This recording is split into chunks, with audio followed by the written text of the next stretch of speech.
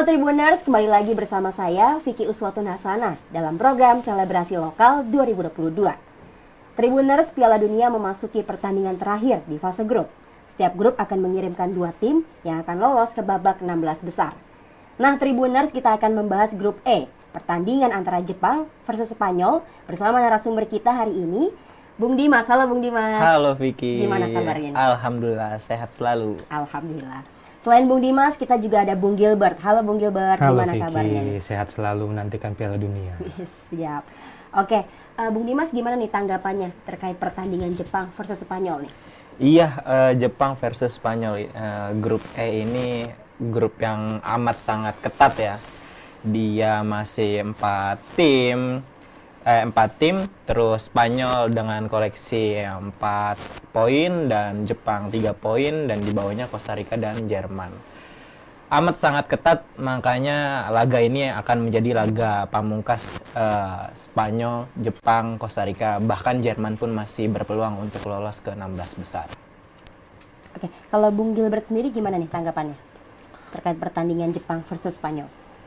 Melihat pertandingan Jepang-Spanyol ini, tentunya orang akan flashback ke momen Jerman mempermalukan raksasa Eropa Jerman. Jepang mempermalukan raksasa Eropa Jerman. Di mana saat itu Jepang tidak diunggulkan tapi bisa muncul mengalahkan Jerman. Ini momen yang ditunggukan, apakah terulang nih momen kedua ya untuk Jerman? Apabila terulang sangat-sangat manis bagi Asia ya. Betul. Di mana Arab Saudi bisa ngalahin Argentina, Jepang bisa lawan Jerman. Kalau lebih bisa ngalahin Spanyol lebih luar biasa. Tapi melihat pertandingan ini cukup seru ya, karena Jepang dan Spanyol ini mereka kalau dilihat dari kekuatan selama ini bukan kekuatan materi pemain ya, cukup seimbang, karena memang Spanyol dan Jepang sudah sama-sama meraih kemenangan. Jepang meskipun kemarin kalah tapi punya poin 3 bekal untuk maju ke nanti babak 16 besar, Vicky. Ini kalau melihat 2 tim ini kan sama-sama ngincar kemenangan gitu ya. Tambahan 3 poin aja bisa lolos ke babak 16 besar. Ini tanggapannya gimana Bung Gilbert? Pasti dong. Pasti akan seru ya. Dan mereka pasti akan ngotot mainnya. Karena Spanyol ini di posisi pertama meskipun punya golden ball 7 ya waktu ngalahin Costa Rica kemarin. Tapi untuk secara poin banyak mereka hanya beda tipis 1. Kemarin karena Spanyol keseri sama Jerman kan. Jadi 4 dan Jepang 3. Masih berpeluang lolos ke babak 16 besar. Apalagi Spanyol gak mau kalah dong mereka. Mereka sebagai status main di atas kertas materi pemain lebih berkualitas daripada Jepang, pastinya mereka akan memberikan penampilan terbaik mereka. Seperti momen Jerman kemarin tidak diduga bisa gol lebih dulu lewat gol Alvaro Morata, padahal itu lebih diunggulkan Jerman untuk mengincar kemenangan ya, tapi Spanyol bisa ditahan. Tapi jangan salah tebak dengan Jepang. Jepang meskipun tidak diunggulkan, itu yang membuat mereka terpacu. Bisa dilihat mungkin dari sisi postur badan, taktikal, strategi ataupun kualitas main, Spanyol berada jauh di atas Jerman. Tapi dari sisi semangat kita lihat kemarin pemain Jepang diledekin sama bek Jerman. Itu seperti apa? Tapi itu pacuan mereka untuk bangkit, untuk memberitahu bahwa siapa Jepang ini loh di kancah Piala Dunia 2022. Membuktikan. Jadi pastinya dengan kemenangan kemarin melawan Jerman, Jepang nggak akan menyia-nyiakan ini. Pasti akan bekerja keras, bersatu dalam tim mereka untuk bisa lolos, minimal meraih hasil seri, tidak kalah dari Spanyol untuk bisa masuk babak 16 besar. Oke, kalau dari Bung Dimas sendiri gimana nih? 2 tim ini kan sama-sama ngotot gitu. Iya, betul. Menurut saya kalau misalnya Spanyol ketemu Jepang ya, Spanyol kan hanya butuh hasil imbang untuk lolos ya. Entah nanti Jerman akan menang atau Costa Rica akan menang mengungguli Jerman. Kalau misal Costa Rica akan menang mengungguli Jerman, kemungkinan besar Costa Rica akan peringkat pertama di grup E ini. Betul. Jika Spanyol kalah lawan Jepang. Nah kalau misalnya seri pun Spanyol masih bisa lolos dengan peringkat kedua atau runner up, mengikuti nanti pemuncak klasemen gitu. Kalau misalnya Bung Gil bilang kemarin Jepang bisa mengagetkan Jerman gitu kan.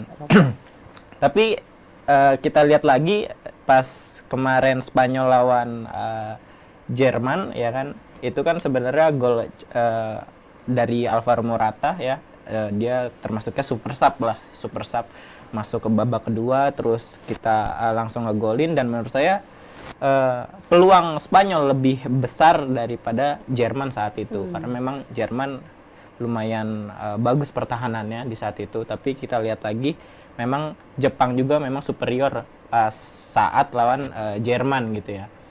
Dan kalau misal mengukur kekuatan, kalau misalnya saya lihat pas Spanyol melawan Costa Rica, itu amat sangat bagus ya menurut saya. Itu seperti melihat Spanyol yang dulu gitu, kayak tahun-tahunnya Xavi, tahun-tahunnya apa sih namanya, siapa lagi Bang?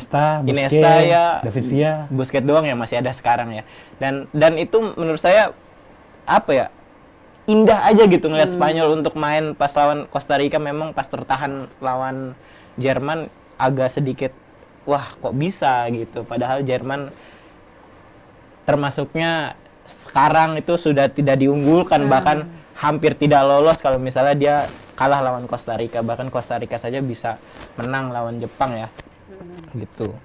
Ini kalau dari Jepang sendiri, Spanyol ini terbilang lawan yang cukup sulit nggak nih? pastinya sulit. Kalau dibilang sulit. Betul. Tadi dia disebut materi dari pemain Spanyol ini. Tapi apa yang dipersiapkan gitu? Pastinya untuk persiapan Jepang itu selain dari taktikal pemain, mereka juga akan mengenjut fisik-fisik mereka. Karena secara postur tubuh jauh kalah tinggi, tapi mereka punya kecepatan. Dari serangan-serangan counter attack itu mereka bisa mengambil gol, bisa mencuri gol dari Spanyol. Tapi nggak bisa dibilang begitu aja mudah untuk mencuri counter attack, karena Spanyol punya back-back yang cukup berpengalaman ya, ada Emerick Laporte, ada juga Jordi Alba, tapi hal-hal itu yang mungkin akan dimanfaatkan seperti kemarin melawan Jerman. Untuk pola permainannya bisa dilihat tidak akan terlalu jauh, meskipun Jepang waktu itu kalah dengan Jerman, menang lawan Jerman menggunakan 4-4-2. Kemudian pelatih dari Jepang itu Hajime Muriyasu mencoba mengganti formasi saat melawan Costa Rica menjadi 4-5-1, tapi justru hasilnya kalah. Dan pasti melihat hasil ini 4-5-1 dinilai tidak cukup efektif bagi Jepang untuk menyerang. Pastinya akan kembali bermain dengan 4-4-2 seperti melawan Jerman kemarin, dan mengandalkan pertahanan yang kuat dan juga stamina yang kuat dan juga serangan balik yang cepat. Itu pasti yang akan diandalkan dari pemain-pemain Jepang sendiri. Tapi kan lawan Costa Rica kemarin kan kalah nih 0-1 kan ya kan. Nah, lawan Spanyol ini kan terbilang lebih sulit gitu dibanding Costa Rica. Itu gimana tanggapannya? Pastinya dari pemain-pemain Jepang sendiri sudah mempersiapkan itu sendiri, karena secara kualitas main Spanyol dan juga Jerman tidak begitu jauh ya. Tapi dengan keberhasilan mereka mengalahkan Jerman, pasti semangat-semangat yang ditimbulkan oleh para pemain Jepang ini lebih tinggi. Bisa menganggap bisa melihat di atas kertas bahwa tidak ada yang tidak mungkin. Jerman saja bisa mereka kalahkan, apalagi bukan tidak mungkin Spanyol bisa mereka kalahkan juga, meskipun dibilang tadi Jerman tidak terlalu diunggulkan, bahkan hampir tersisi di fase grup ini, tapi ini masih Piala Dunia. Jerman itu bukan tim-tim yang turnamen ya, jadi mereka meskipun tidak terlalu solid, tapi ketika turnamen mereka itu akan mencuat namanya dan juga kuat. Begitu juga Jepang itu dari dulu ada Honda, terus tapi masih bisa diteruskan. Sekarang striker terbarunya dari Tsuduan dan juga Takuma Asano. Mereka pastinya menggenjot sekali, apalagi mereka mencetak gol melawan Jerman. Pasti impian mereka bisa mengalahkan Spanyol. Dengan meskipun begitu tidak bisa dianggap enteng ya Spanyol di atas kertas, apalagi pasti spirit-spirit yang diberikan oleh pemain-pemain berpengalaman dari Jepang ini akan tersalurkan kepada pemain muda lainnya untuk bisa mengulang kemanisan saat melawan Jerman kemarin. Oke, Bu Dimas, ini kan Jepang melawan Jerman kemarin kan menang gitu, menang Jepang. Betul. Itu kan cukup mengagetkan kan. Ya. Apakah Jepang ini akan menjadi ancaman gitu buat Spanyol? Dibilang ancaman, tidak terlalu ancaman bagi saya ya, karena memang yang saya bilang tadi, Spanyol cuma butuh hasil seri untuk lolos gitu. Sedangkan pas lawan Costa Rica saja dia bisa main 1000 operan, dan itu bahkan menjadi rekor dunia loh di Piala Dunia, 1000 operan main lawan Costa Rica. Makanya dibilang Costa Rica diayam-ayamin gitu. Dan yang perlu diketahui lagi, pas kemarin lawan Jerman, dia Spanyol bisa 634 operan, bahkan menang ball position lawan Jerman. Begitupun kalau misalnya tadi Bung Gil bilang Jepang akan serangan balik gitu, pasti akan mengandalkan serangan balik, jelas, karena Spanyol akan main benar-benar nge-push banget lah untuk menang gitu. Masa ya, meskipun hasil imbang bisa lolos, tapi dia nggak mau dong jadi runner up gitu loh. Jadi oke. pasti ingin menang. 1000 operan mungkin kalau misalnya lawan Jepang bisa lebih mungkin, atau mungkin di bawahnya 900 gitu. Jadi kemungkinan besar insya Allah sih. Wah, insya Allah ngomongin Jepang aja saya insya Allah. Ngomongin Spanyol aja saya insya Allah nih. Insya Allah, tapi kayaknya Spanyol akan melaju ke babak selanjutnya. Dan Jepang bukan negara yang memang negara yang track recordnya selalu masuk Piala Dunia dan memang diunggulkan di Asia. Tapi kita lihat mengejutkan di awal tapi kalah di babak kedua gitu. Di pertandingan kedua. Bukan hal yang menyulitkan buat Spanyol untuk menang lawan Jepang. Nah, Spanyol itu kan katanya hanya butuh skor imbang untuk lolos ke babak penyisihan grup 16 besar gitu ya. Tapi kebalikannya, kalau kalah gimana nasib Spanyol? Kan Costa Rica bisa lebih unggul dibanding Spanyol. Betul. Kalau misalnya kalah, kita harus lihat ya pertandingan Jerman lawan Costa Rica ya. Kalau misalnya Jerman kalah, kalau Jerman kalah, Costa Rica kan maju peringkat pertama. Sedangkan kalau Spanyol kalah dan Spanyol mengubur asa, pasti Jepang akan lolos sama Costa Rica. Tapi kalau misalnya Jerman menang melawan Costa Rica, Jerman akan mengumpulkan poin 4, sedangkan Spanyol poin 4. Jepang, jadi makanya hanya butuh hasil seri gitu. Kalau misalnya kalah pun kita harus lihat pertandingan Costa Rica dan Jerman, dan itu apakah Jerman bisa melaju, bisa menang mudah, atau bahkan harus selisih gol sama Spanyol. Bung Gilbert, gimana tanggapannya dari pernyataannya Bung Dimas? Cukup gambling tadi ya, Cukup Bung Dimas, kita lihat. tuh? Karena tadi Bung Dimas bilang 1000 operan dari Spanyol. Itu bukan hal yang luar biasa. Spanyol itu memang seperti itu dengan penguasaan bolanya. Iya, tapi kan itu di Piala Dunia tahun ini istilahnya itu akan kalau misalnya Bung Gil nonton itu kayak, wah ini keren banget nih Spanyol, beneran Spanyol yang kita tahu dulu gitu. Memang Spanyol identik dengan tiki taka, tapi menurut saya dengan materi pemain yang muda-muda, yang istilahnya baru masuk juga, bahkan di kualifikasi Piala Dunia ini kan baru digenjot lah istilahnya kan. Ya menurut saya itu sesuatu hal yang fantastik meskipun lawannya Costa Rica gitu. Tapi Costa Rica juga tidak bisa diremehkan, bahkan dia dapat poin lawan Jepang gitu. Gilbert gimana nih? Kalau hanya Bung Dimas, kalau hanya mengandalkan tiki taka tapi tidak melakukan tendangan ke gawang. Kita lihat kemarin waktu Jerman lawan Jepang, 25 shoot, 10 shoot on target nggak ada masuk. Sedangkan Jerman hanya butuh 7, 3 on target, 4 off target. Secara data kertas memang statistik lebih bagus Spanyol, tapi melihat serangan-serangan yang efektif, sedikit saja tapi efektif bagi tim mereka, itu akan membangkitkan semangat dari Jepang sendiri. Bisa mencari celah di tengah tiki taka dari Spanyol, di tengah tiki takanya Luis Enrique, pasti itu akan sangat-sangat berbahaya bagi Emil Capote dan teman-temannya. Apalagi Jepang punya pemain yang cepat ya, tadi saya dibilang ya. Karena nggak mungkin, sepertinya tidak mustahil Jepang untuk melakukan penguasaan bola besok malam. Pasti akan melakukan menguasai pertandingan itu Spanyol. Tapi sempat lengah sedikit saja, Spanyol ini bisa terjadi sebuah gol dari Jepang.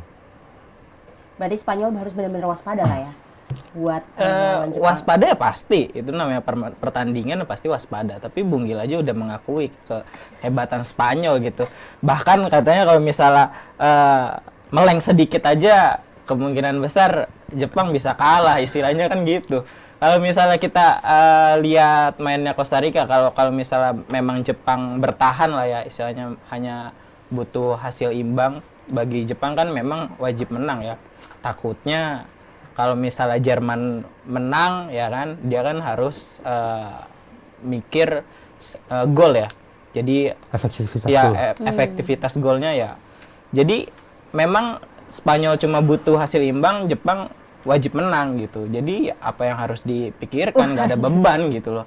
Main Spanyol pasti udah nggak ada beban, yakin saya 100%. Tapi memang nggak mungkin skuadnya seperti kayak dicadangkan juga enggak. Tapi saya yakin skuad utama Spanyol akan masuk ke tim inti.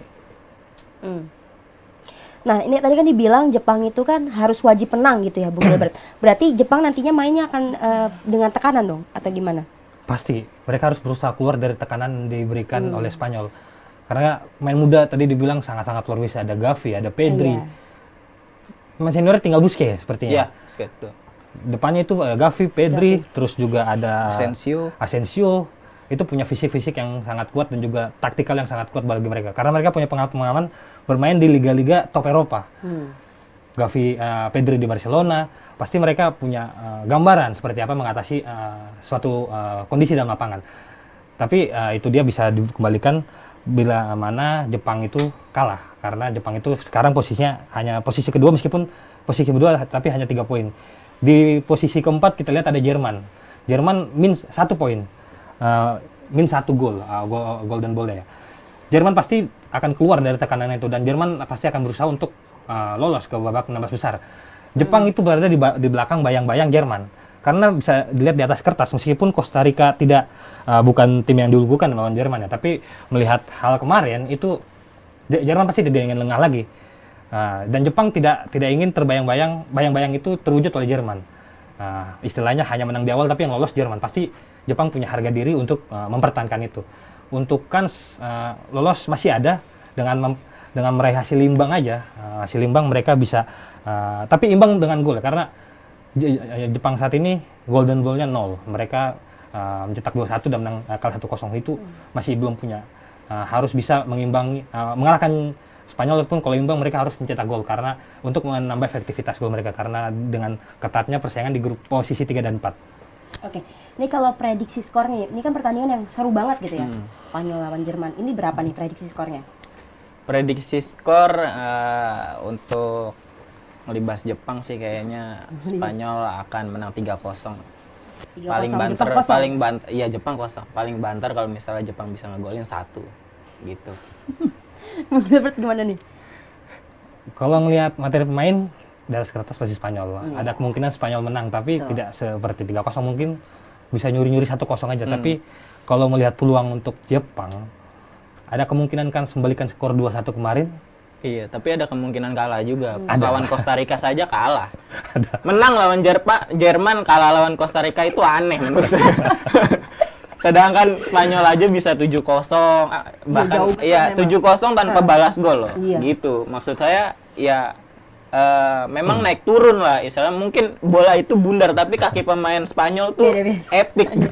Makanya harus tonton dulu Spanyol. Jadi kita tahu kekuatan Spanyol seperti apa. Yang saya bilang memang bukan hanya dari operan tapi dilihat dari kolektivitas golnya, selisih gol Spanyol atau bahkan gol Spanyol lebih banyak di pertandingan kedua ya, lebih banyak dari tim-tim lain di Piala Dunia dibanding Inggris. Inggris hanya 7 di pertandingan kedua, sedangkan Spanyol 8. Jadi Spanyol adalah tim yang lumayan banyak memasukkan gol. Bahkan lawan Jepang, makanya saya bilang tadi mungkin easy going aja buat Jepang. Oke, terima kasih Bung Dimas udah hadir dalam program Selebrasi Lokal 2022. Terima kasih juga Bung Gilbert. Terima kasih juga Tribuners sudah menyaksikan. Kira-kira Tribuners menjagokan siapa nih? Spanyol atau Jepang nih? Tulis ya di kolom komentar. Saya Vicky Uswatu Nasana, pamit undur diri dan jangan lupa terus saksikan Selebrasi Lokal 2022. Jangan lupa subscribe ya.